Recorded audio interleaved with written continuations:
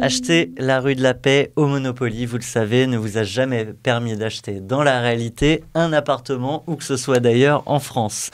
Et bien c'est un peu la question qu'on se pose avec le social selling. Est-ce que les milliers de contacts que vous avez sur LinkedIn, sur Viadeo, sur Twitter et que sais-je encore, vont vous permettre de faire un vrai business?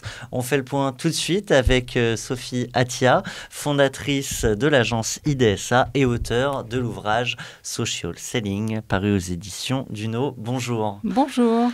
Alors, on se pose beaucoup de questions sur le social selling et je sais que parmi les grandes questions que se posent les dirigeants d'entreprise, il y a cette idée que les commerciaux ne sont pas faits pour vendre sur les réseaux, qui ne savent pas toujours d'ailleurs quoi y dire. Tout à fait, ça c'est vrai. Alors je vais reprendre ce que vous avez dit quand même dans votre titre. Est-ce que faire du social selling, c'est comme être riche au Monopoly? Alors vous imaginez bien que je ne suis pas d'accord avec, avec cette affirmation. La première raison, c'est que en fait, les réseaux sociaux aujourd'hui, c'est pas un jeu. C'est un territoire d'influence pour la vie professionnelle, soit des dirigeants, soit des commerciaux, soit des collaborateurs d'entreprise en général. Et donc, c'est pas du tout un jeu et c'est vraiment une réalité.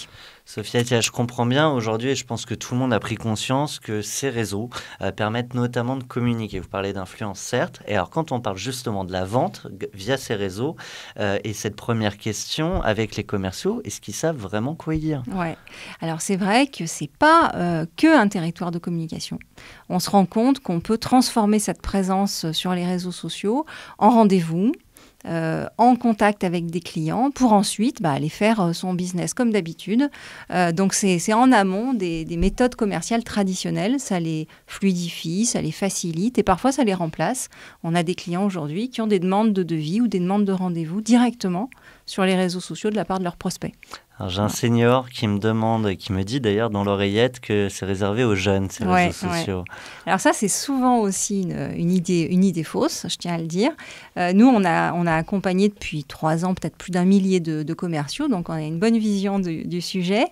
Et on se rend compte que ce ne sont pas les jeunes qui se débrouillent le mieux en social selling, c'est plutôt les commerciaux qui ont un esprit réseau. À la base. On parle de vente, c'est de la vente. Donc il faut être bon en vente. Il faut être bon en vente et bon en réseau surtout. C'est-à-dire ce sont des gens qui ont compris qu'on ne voit pas forcément un client pour lui vendre quelque chose, mais plutôt pour parler avec lui, qu'il faut entretenir des liens, développer des conversations. Et ce sont ces vendeurs ou ces commerciaux qui s'en sortent le mieux en social selling. Ce n'est pas forcément les plus jeunes. Alors, est-ce que tout ça, malgré tout, ne prend pas beaucoup de temps à mettre en place?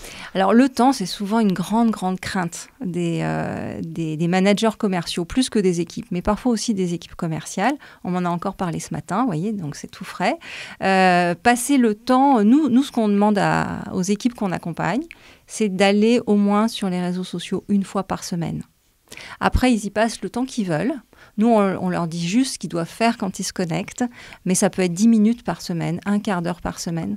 Et ensuite, très vite, ils vont y passer un peu plus de temps parce qu'ils auront des retours. Quand on parle de commerciaux, on en attend des résultats. Alors justement, ces résultats, ils se mesurent pour le coup quand on parle de social selling? Oui.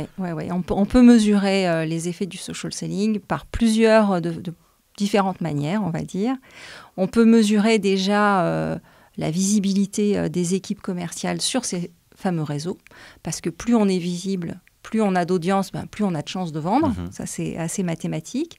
Mais on peut aussi mesurer les prises de rendez-vous que les commerciaux prennent avec ces outils. On a des clients qui connectent ça à leur CRM. Dans leur CRM, ils rajoutent une petite case vient des réseaux sociaux et comme ça, on peut mesurer l'augmentation des rendez-vous. Et puis, on peut aussi mesurer l'augmentation, par exemple, des demandes de devis sur le site web de personnes qui viennent des réseaux sociaux. Donc, il y a plein de façons de mesurer le retour sur investissement du social selling. L'autre jour, j'étais en networking et j'ai entendu quelqu'un dire « on n'a jamais rien vendu sur les réseaux ». C'est vrai. Ça, c'est une vieille idée, je dirais. Alors, je ne dis pas qu'on va vendre sur les réseaux, parce que le social selling, ça ne va pas remplacer les autres méthodes commerciales. Ça va juste les compléter ou les faciliter. Donc, on va prendre un contact sur LinkedIn ou sur Twitter. Ensuite, on va téléphoner. Ensuite, on va se rencontrer. Et puis, on va revenir sur LinkedIn.